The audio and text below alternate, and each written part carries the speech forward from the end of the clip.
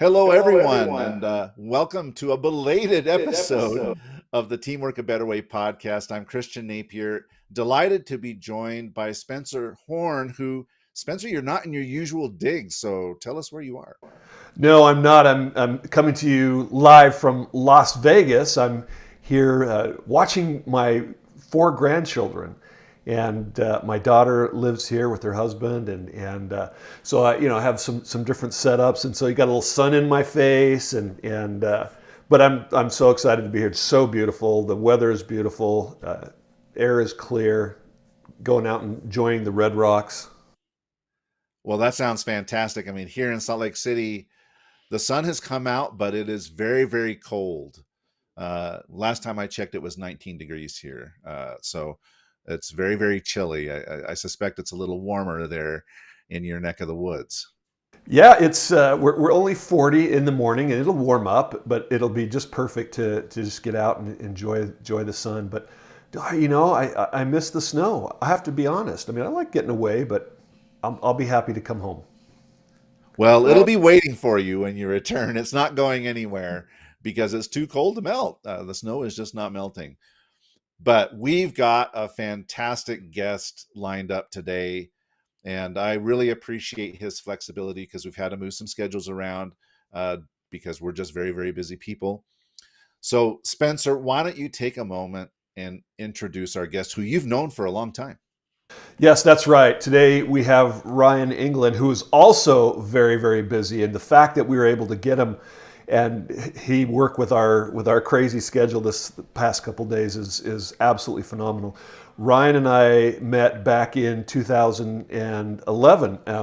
Is that right, Ryan? I'm gonna bring you on here. Yeah, it was 2011 or 12. Yeah, so it's been a while, and Ryan is someone who is really focused on helping companies create culture so that they can attract and hire the best people. I want to share a little bit about his bio, but I wanted to tell Ryan, I want you to tell the story why you got into this because I think it's really fascinating. But Ryan is truly a force in disrupting how people hire and recruit. And he calls himself a disruptive new wave. I love that, Ryan. And when he speaks, you're going to sense this particular energy maybe you don't always hear. And because he is leveling tradition, love that. And he's completely revamping the way business owners across the country think about the next hire. And he's passionate about supporting small business. And what's happening is the word's getting out, Ryan. It's not just small business. I mean, it's medium and large businesses as well. And I want you to talk a little bit about what got you into this. But he's going to talk about one of the single most effective ways to grow your business, and that's really through quality hires. He is a certified PDP professional using ProScan surveys to help his clients understand the behavioral dynamics of the people they are hiring and learn more about learn about how they're going to impact the culture, and the culture is going to impact those new hires. And he's since 2011, Ryan has been the CEO of his company Core Matters, and it focuses on the issue of high turnover and and high growth for organizations, along with really what businesses need to fill those open positions, and not simply fill them systematically, but fill them with quality frontline workers. And it's such an important issue, Ryan. And I see the impact almost every day of organizations that are not filling spots that need to be filled, and what does that create for the people that are lifting the extra weight with those gaps, right? Yeah, sure. Yeah, a lot of things we could talk about. There's so much out there that needs to be solved. I don't know if we're going to cover it in 45 minutes, but hopefully we'll bring some good value to the listeners today. But So yeah, just tell us why you got it. What got you excited about doing this? I mean, what did you see growing, whatever in your formative years that said, "Hey, I want to go help companies hire"? I grew up in a blue collar household. My dad was in manufacturing and he was an owner operator. And I remember that he would work these crazy hours, 6 days a week, 12-hour days, 15-hour days sometimes. And I didn't know any better at the time. I was like, my dad's a hard worker, and it takes a lot to run a plant. And I remember going down after school some days with him to the plant because we had to run back down there or go in there on the weekends with him. And I thought I was hanging out with dad. Well, he put me to work. And what I realized is, as I got older, is that it wasn't that there was just too much work to do. It was that my dad didn't have enough of the right people. And it wasn't, I mean, hiring's always been difficult, and they call it work for a reason. And if we're not doing the right things to attract people into the work we need them to do, it can be a real challenge. And uh, so as I got older and I realized that my dad it wasn't a bad place to work. He just didn't have the skills or the knowledge in how to really recruit and hire people. So I did like any good son would do. And I said, I'm not going in the family business. I'm going into corporate. And I went and I saw in corporate that they didn't do it any better, but they had something that most of these small and medium businesses didn't have, which was a defined process to help them recruit and hire. And it was just a machine. I remember there were some days I'd literally interview 100 people in a day. It was exhausting, but they had a machine for getting people to apply. So when I started my company and I realized that most small businesses were struggling with the same thing my dad was struggling with, and it was because they didn't have the skills, they didn't have the process, no one taught them how to do this stuff. That's when I developed the Counterfeit hiring system to teach them these things. Because what I've learned is most people don't go start a business because they want to work 90-hour weeks. Start a business because they want more for their family, they want more for themselves, they've got personal goals. And these businesses just suck them dry because they're not able to bring on enough people. Well, I've got a question for you, Ryan. So you start this thing, now some small businesses may not hire people because they just don't have the cash flow to do it, but others might have they might have the financial means, but then aren't doing it properly. So as you looked at your own family experience, you looked at the corporate experience, what was the one thing, maybe they were doing many things wrong, but what was the one thing that you saw that was really impeding their progress when it came to recruiting and hiring talent? They think of recruiting as an HR activity. It's about getting people. And what they really need to do, and this is what they don't do, which is why it doesn't work, is they don't look at recruiting as a marketing activity. They need to become attractive to the people they want to attract. And if they don't do that, they are always going to struggle to recruit.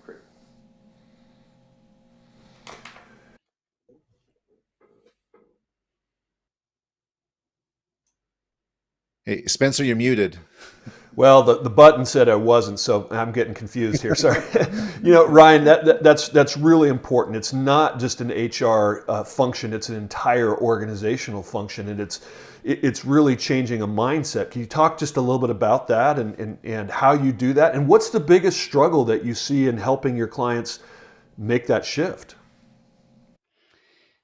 A lot of questions in there. So I think that when they think of it as a marketing activity, you can't just take the job description that your lawyer built for HR, excuse me, that says, this is what the person needs to do, a bulleted list of all of the activities and tasks. Because at the end of the day, if I'm a machine operator, I know what a machine operator does. Remember, people don't leave jobs, they leave people. We've all heard that before. So if that's the case, we need to put ourselves out there and talk about our people and our culture and our leadership styles. And those job postings we put out there should not be what legal wrote for us or compliance wrote for us.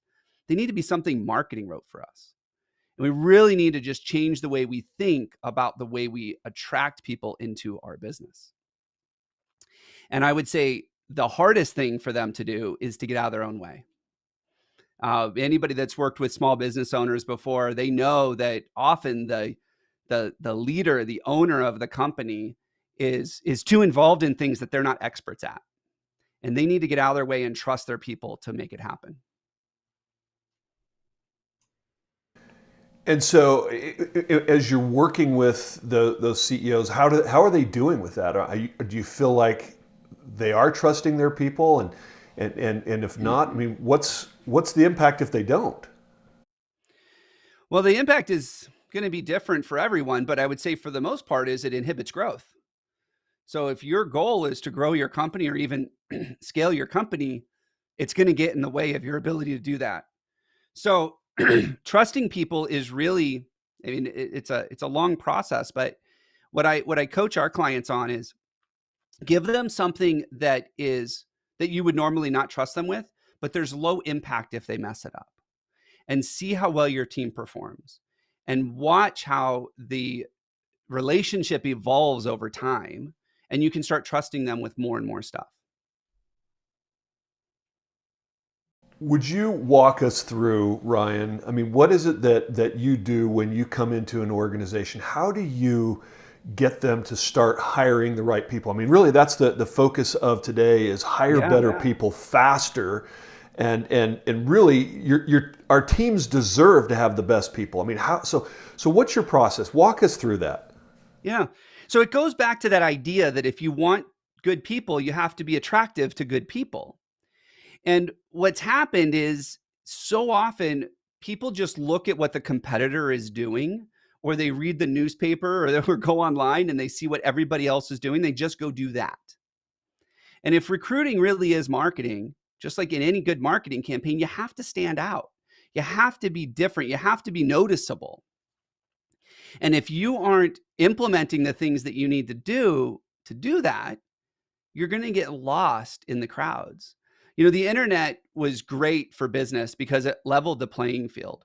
All of a sudden, as a company of 500 employees, I could now compete with a company of 50,000 because the internet really leveled the playing field for everybody. I could have a better website. I could be more, have a better message towards my customers. It also leveled the playing field for recruiting.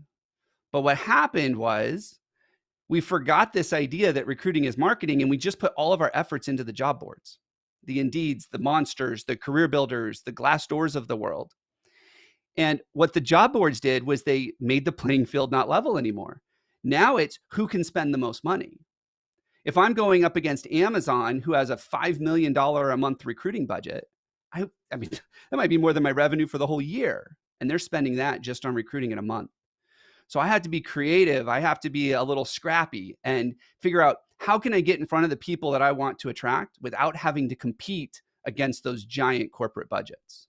You know, that's a really important point, Ryan.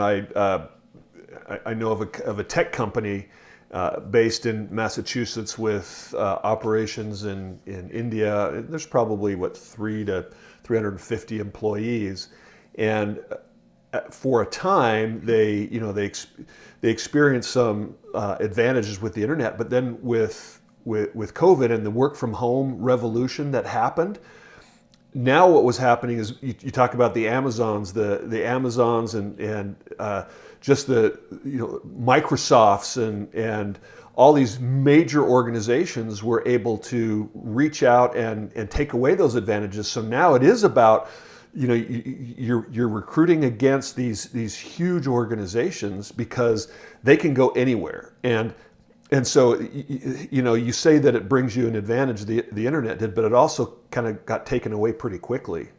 Mm-hmm. Yeah, and more than 90% of job searches start online. And if you think about the job seeker's journey and they haven't switched jobs in a while, odds are they're going to go search where they know to search. They're going to go to Google. They're going to go to a search engine, and they're going to type in tech jobs. And whatever Google ranks is what they're going to land on. So Indeed will be on that list. Glassdoor will be on that list. But so will other large enterprises who have put a lot of effort into ranking high for those keywords. And you need to compete with that.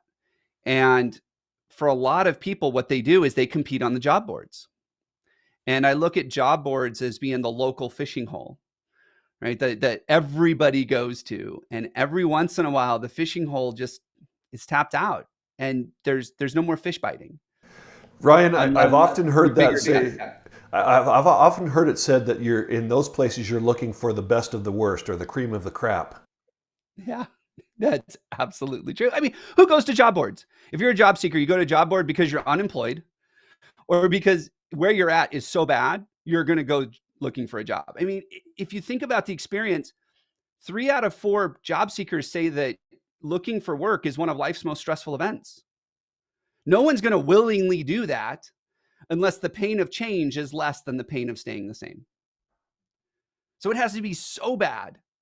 They have to be so behind on their rent, or it has to be one of those things that they are literally making themselves sick going to work for this company every day that they're going to go on the job boards. And if that's where we choose to compete, we're going to get the people that are bringing baggage, that are not employable, that don't want to work, don't have good work ethics. And every once in a while, you'll find a good one there. But what I would encourage you to do is get off the job boards and go find your own fishing hole, the one that nobody else is fishing from. And there are so many ways to do that, especially when you get involved in grassroots campaigns or you get involved in the local community, or even start targeting people differently online.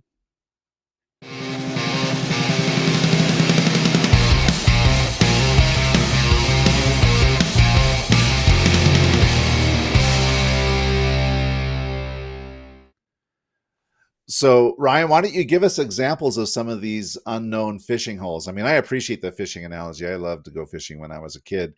And the last thing you wanted to do is be fishing where everybody else was fishing. So, where are some of these hidden gems, some of these fishing holes that most people don't know about? What are some examples that you've had with some of your clients? Well, I would say the easiest one, and this one everybody's heard of, but nobody fishes it correctly, is the employee referral program. It's the easiest, least expensive, fastest way to go fishing in a different fishing hole than you've done before. But the problem is only about 6% of employees are actually going to refer for money or recognition.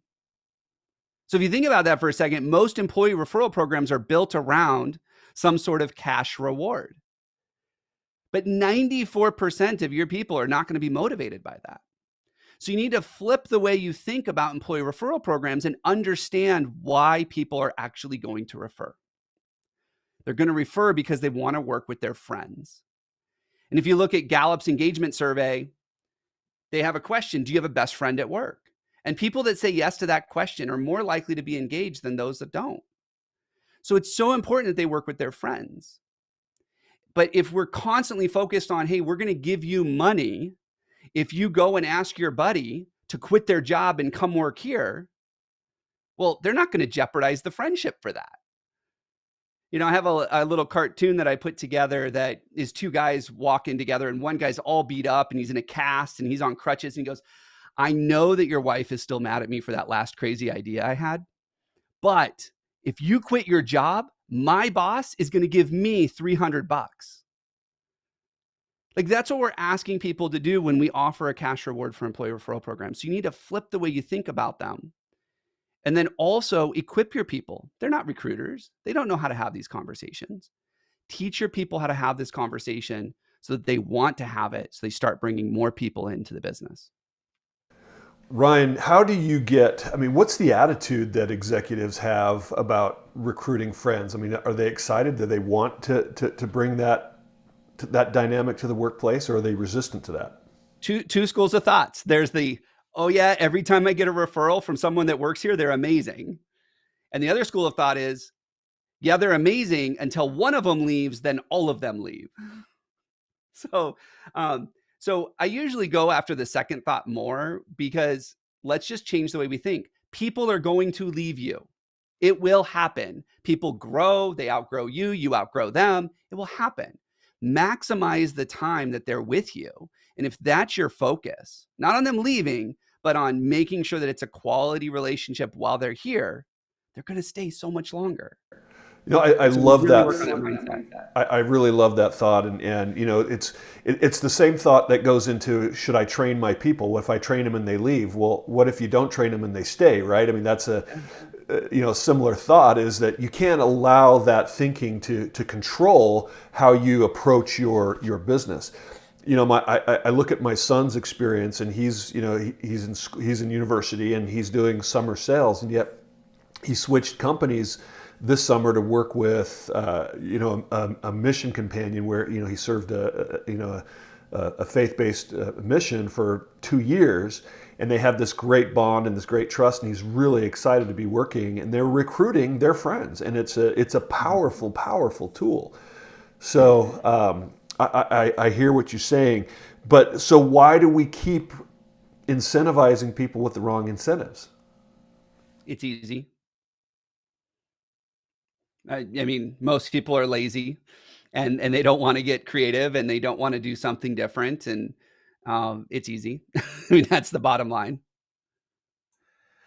Well, if I'm listening to what you're saying correctly, this notion of high recruitment as marketing uh, extends past the hire date, because basically what you're doing is involving your employees in that effort, and that, along with some other things, would help potentially you retain your people longer. I was having a conversation with a colleague here locally the other day who does some work with a manufacturer, who told me that last year they lost 50% of their engineers. Hmm. They were poached, or they left for other reasons, and that also puts a tremendous burden on hiring, because you got to replace 50% of your workforce. If Yeah. you had this kind of marketing mindset, this is what I'm kind of inferring here, is if I had that marketing mindset, not just with my recruits, but I also had it with my employees, maybe the chances are I could hold on to a few more of them, and I maybe wouldn't lose 50% of my workforce. Yeah. We use a lot. I use fishing analogies and dating analogies in a lot of the work that I do. Um, think about how well it would go if, and I use this. So the recruiting, when you're getting out there and you're becoming attractive to job seekers, that's the equivalent of dating. And the interview process is the equivalent of getting to know each other and going through that. And I always tell people, most people don't get married after 15 minutes on the first date. But so many businesses make an offer after a 15-minute interview, and then 3 weeks later, they're disappointed because who is this person? They're not who I thought they were. And that carries through to onboarding. So think about the onboarding process as we're moving in together. We're in the honeymoon stage. How good do you think that relationship would be in a year if you moved in together and you said, all right, hey, let me know if you need anything. I'll be in the other room. There's some resources if you need them. I'll see you in 90 days and we'll do your first review. How well do you think that relationship would grow? Or would it become stale? Would it become toxic, and people would run like crazy? But we Yeah, do. I love that. Yeah, sweetie, there's food in the fridge. Help yourself. Yeah, Have yeah. fun. Wait, I Love got it. an open door policy. If you need me, I'm in the back room. But that's how we treat recruiting Well, people. and we have to be careful not to take that too far with that analogy. Of course. But here's the challenge. So how do you date the right people? I mean, to use your analogy, I mean, how do you find the right people so that, because I think it's right. I mean, I use, both of us use this ProScan tool, and one of the things I want to know is, are people showing up as they do on a first date, or who they are when they're married? I want to know what people are like when they're married, not how they're showing up on the first date, because they're always showing us the best side, right? When they're coming on that first date, and then when once the commitment's made, who they really are emerges. So what's your process for that? Well, the first thing is going back to the dating analogy. Like, if we're going to become attractive, uh, if you haven't changed your look in the last decade, which a lot of companies have not, and you are going out there to a completely new market. I mean, Gen Zs are in the market now, right? Everybody has to remember millennials are now in their 40s. So let's stop thinking about millennials as the kids. Um, but you've got this whole new generation in the marketplace that wants things done differently. They want to be communicated with differently. They want to be swooned differently. They want all of that. So we need to look first inward and say, what do I need to become in order to attract the modern workforce?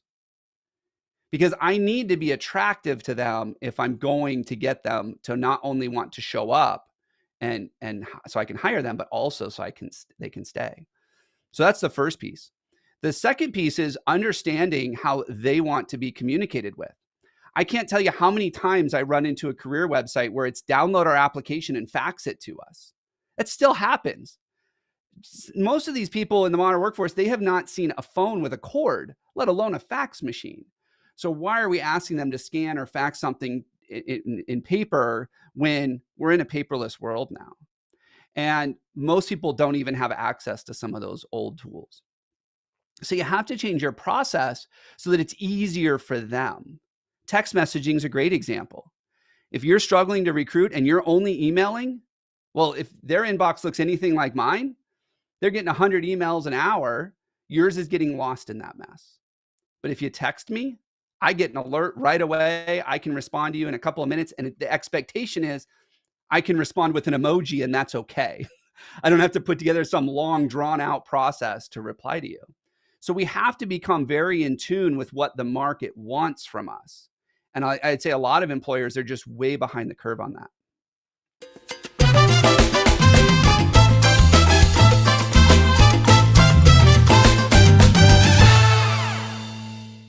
So does that mean I have to start using Snapchat to recruit? I think Snapchat's dead, but yeah, I mean, TikTok is one that we definitely talk about a lot for recruiting. Well, how do you do that? How do you use TikTok to recruit? What do you think? The question I always ask is, what do you think that your target market wants? The type of person that's going to be the right employee for you, the person that's going to fit in your team, fit in your culture, going to communicate the way you want. How do you think that they would want to be communicated with? And then go create that. So if you think about the bombardment of information that we have in our modern culture, some studies have shown that in 24 hours, we get advertised more too than the greatest generation or those that were born in the 30s and 40s did in their whole lifetime. Our brains have adapted to say, hey, we're going to tune out most of the stuff because we have to consider it noise if we want the good stuff to bubble up. We have to compete with that. Their attention is being pulled in 100 different directions. And so if we want to recruit people on TikTok, one of the easiest things to do is get your employees to do it for you. Find out which ones are active on social media, have them post about their day, have them share about what they've learned or how their career is growing or what it's like to work for their boss, and create a social media presence based on what your employees are actually doing. Now, I know there's some people listening going, well, my employees aren't allowed to have phones at the desk or in the shop or wherever they're at. Well, maybe that's part of what we need to do to change, is to recognize that people do want to share what their day is like with their friends or their followers. And that can be huge to help you recruit people that are going to be just like them.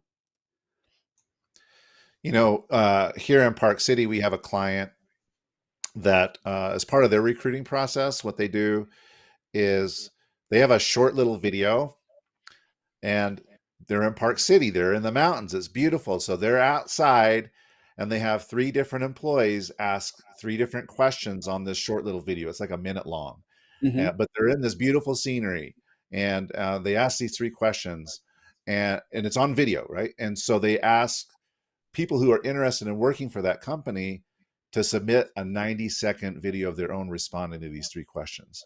This is like their major evaluation mechanism for determining whether a person's going to be a good fit. If they can, Yeah. in 90 seconds, answer these 3 questions on video, and they make it very simple. They actually use our software, but they make it very simple to, for the person to just see the little video message, to record their own message, hit submit, and then it goes in. Mm-hmm. And it's a great way for them. It's very innovative, I thought. It's like, rather than Yeah. put the ad on Indeed or whatever, is they're doing it through these innovative ways. So I think you're right on target there with empowering your employees, letting them use social media channels, take advantage of their innate willingness to share stuff with people, to also talk about your company. I think it's fabulous. Mm-hmm. Yeah. Christian, that just brings up a point. I don't think Ryan knows about your platform you just talked about. And because it seems like that could fit in exactly with what he's talking about. Would you I'm totally putting you on the spot, Ryan, but Christian, I want you to just share with him how you're using that. We built a platform to help people and organizations share stories And so I don't want to turn this into an ad for our platform by any means, because it's not typically used in an HR or recruitment use case. It's used either for video social proof or for knowledge and learning. But there's one company that is using it for that use case. They asked, "Well, could we use them?" I'm like, why not? You can do this to make it very simple for people to have these kinds of video interactions with each other, and it's proven to be very, very popular with them. They really, really like that. The ability to just have this little video go out to the world and then have people just respond to that video and share their little videos of their own, and that's how people apply for these jobs. It's cool to see. It wasn't the primary use case, and it still isn't, but it's an interesting use case nonetheless. So Yeah, that's cool. we can talk more about that offline, but thanks. Yeah, thanks and for giving me there are this time. platforms out there. In fact, Yeah. we've got a client that's running on a new applicant tracking system that has that built in, which I thought was pretty interesting, the video interviewing. Some of the issues, though, that I'm seeing with it, not that I want to turn this into a diversity conversation, but it can be a real challenge if you want to have a more diverse workforce, especially if some of the minority groups maybe aren't as technology savvy, or they don't have the most advanced mobile devices. It can be a real challenge if you put those systems in and they don't have access to it. It can be a really challenge for that in having more diverse workforce. So just something to caution our listeners on. Well, and I think that's a good point, but I really like what you're saying, Christian. It's about telling the stories, and it's the same thing that Ryan is saying. So that's part of the marketing process, and switching from just purely fishing in those highly fished in ponds and going other places where people are. That's with referrals. What else? How do we get people to hire better people faster? You've given us so many things. Playing in new fishing holes, getting your people involved, understanding that what motivates them, it's not just the money and the rewards, it's working with people that they love and care about, which is really engaging, and switching the mindset from executives to understand that this is an ongoing process and it has to permeate the entire organization. What else? I mean, what else can we do? So I mentioned it before. If we know that people don't leave jobs, they leave managers. We've all heard that before. Really think about, how do you promote your leadership team? How do you promote the person that they're going to be working for? I encourage all of our clients that if you know who their hiring manager is going to be or who their supervisor is going to be, talk about them. Talk about their behaviors, talk about their traits, talk about their personality a little bit. What's their leadership style, their communication style? Put that in your job ad before you put it out online. Because if we know that people want to work for someone new, that's what they're looking for. They're not looking for the work, they're looking for a new employer. So let's talk more about the employer, not the about us history pages. We were started in 1972 and nobody cares about that stuff. Let's talk about now, what's relevant today. And that's something that I think a lot of people miss because they give it to a compliance team. Like, there's nothing wrong with HR, but they are about compliance. They follow the rules. They don't like change. They don't like new processes. So they take what's been done and they continue to do it. So make sure that you're really getting the relevant information in front of people today. Ryan, I think that is such an important point, and I want to emphasize this. I mean, if you think about sports today, college football right now, they just closed the transfer portal, right? And that is, people are leaving coaches to go play for other coaches. They may love people on the team, but ultimately they want to play for someone that they can learn from, that they can grow from. And so a lot of times athletes are shopping coaches that are going to give them the best opportunity to grow. Is that kind of what you're talking about here? Absolutely. Yeah. And not just the opportunity to grow. Sometimes people don't want to really grow in their career. They just want to be experts at what they do today, but they got to do it for someone else. One of the things we see a lot and we hear a lot from employees during exit interviews is that, oh, my boss was very passive aggressive. Like, that toxicity, that thing that creates that bad environment, they're just looking for someone who's not passive aggressive.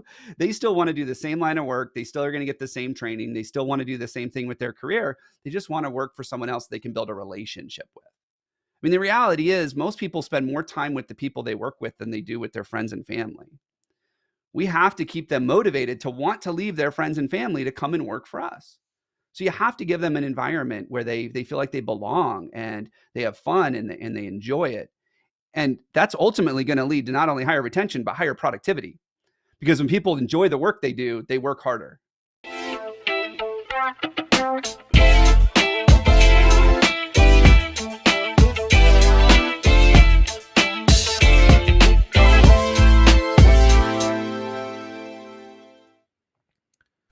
That is so true. Christian, I know you got a question.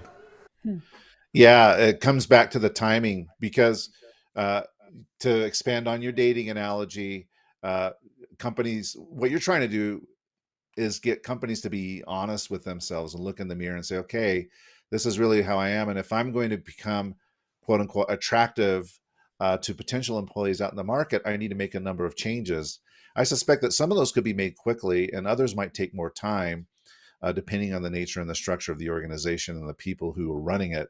So, but in your experience, how quickly can these extreme makeovers, take place, or do you have to change everything, or is it okay to maybe just make a couple of changes and then you're changing it over time? And what's your experience with these companies who need to make themselves appear more attractive on the market? Yeah. So nobody comes to me and says, hey, I don't need to hire for 3 months. Like, let's just work on our process and become more attractive. They all need to hire right away.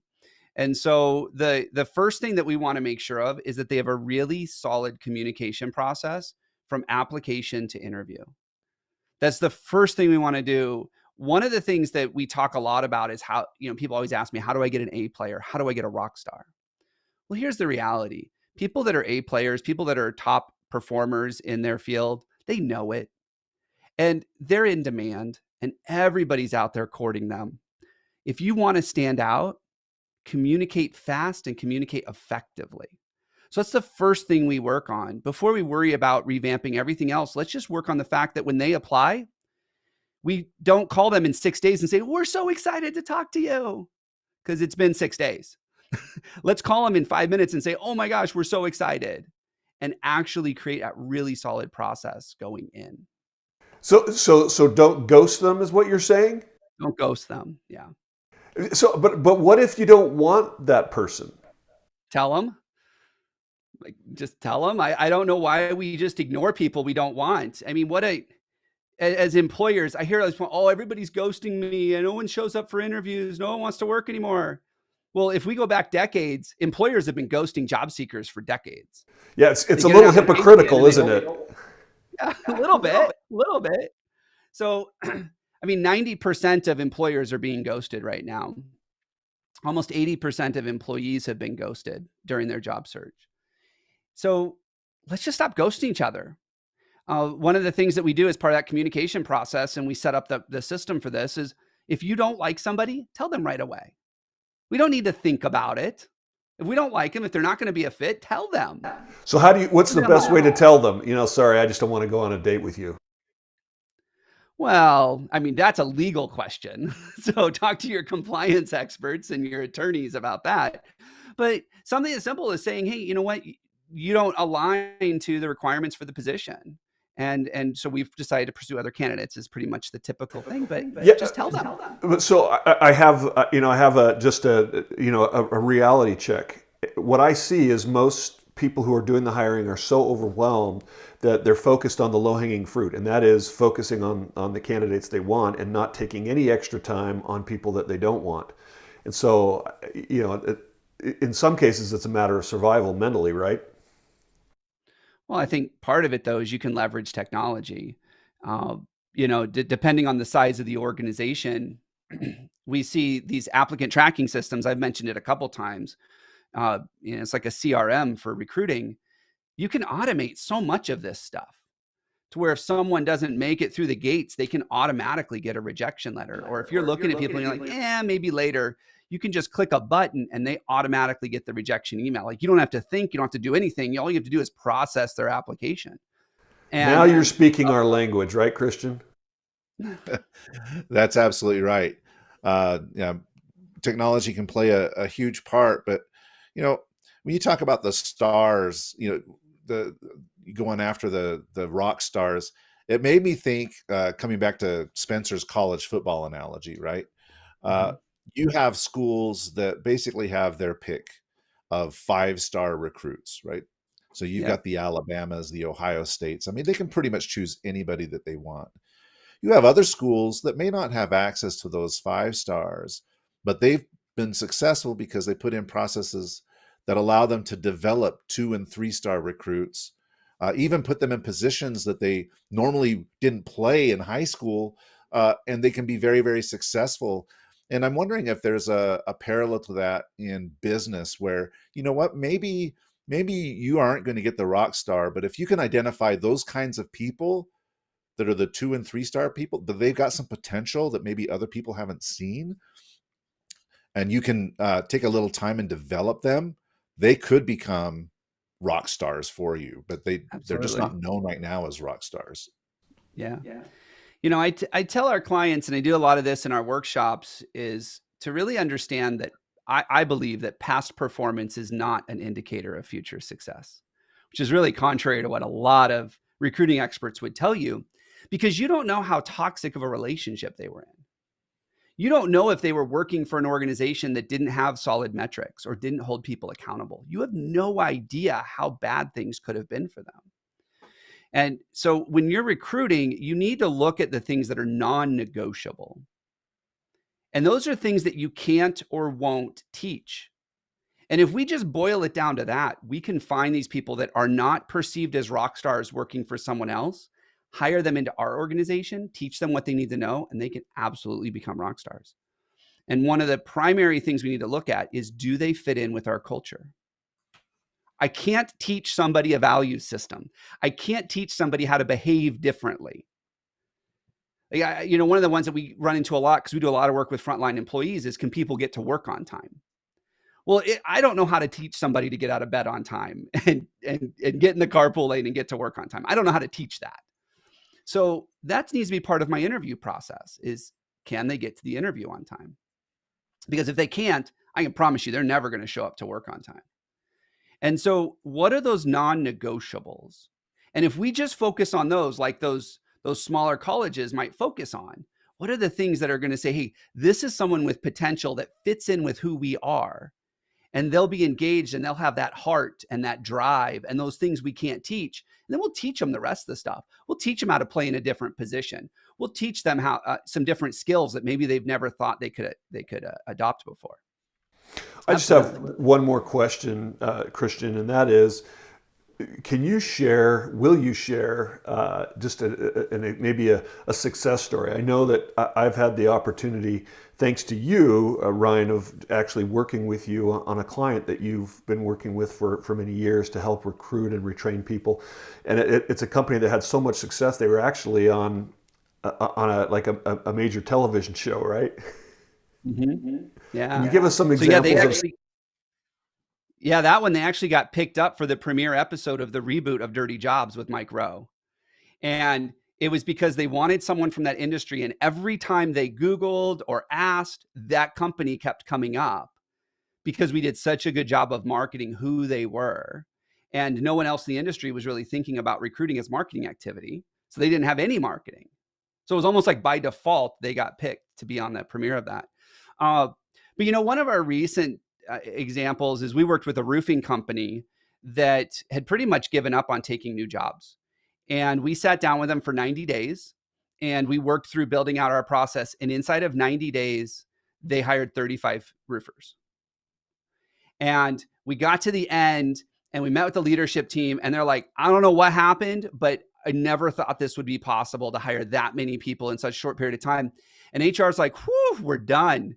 And then as soon as that happened, leadership came to them and said, we're taking on 3 more jobs that we originally passed on, but no one else won them. So we're taking them on. So get back to recruiting. But now they had a system that they could trust to continue recruiting that people. And just for reference, in the 90 days prior, they hired 1. That is perfect. That's exactly what we're looking for. And I know you're doing such a great job. It's one of the reasons why you're so busy right now. And I think that segues into your question, Christian. Yeah, so this has been a fantastic conversation, Ryan. I really appreciate you taking the time to join us today. If our listeners or viewers want to learn more about the work that you're doing, Core Matters, the Counterfeit hiring method, what is the best way for them to reach out and connect with you?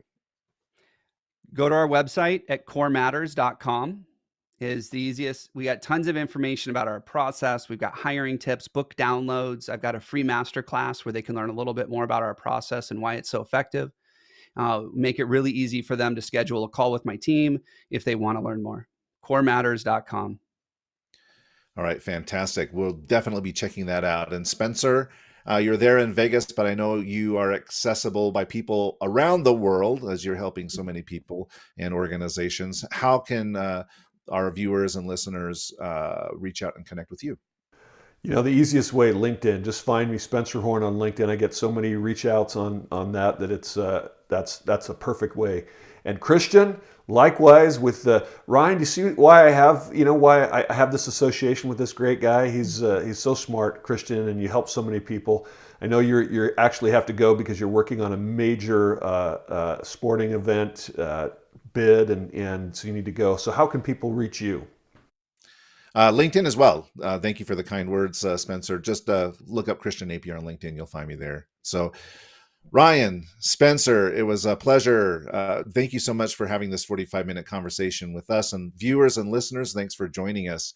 Please stay in touch and subscribe and like us, and we'll see you again soon.